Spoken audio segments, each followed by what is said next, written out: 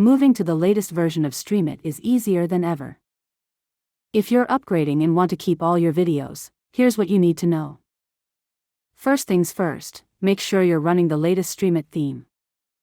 You'll find the migration tool under Streamit options in Dashboard, where you can download the migration plugin. Before you do anything, back up your website just in case. Just a heads up, things like Elementor widgets and notifications might not carry over. The process can take a little time, depending on how much content you have, so keep a stable internet connection, and whatever you do, don't refresh or close the page while it's running. Once you start the migration, all your movies, TV shows, and video content will transfer seamlessly. You may also need to disable any incompatible plugins that aren't supported in the new version. After everything's done, take a quick look through your content to make sure it all made it over. That's it.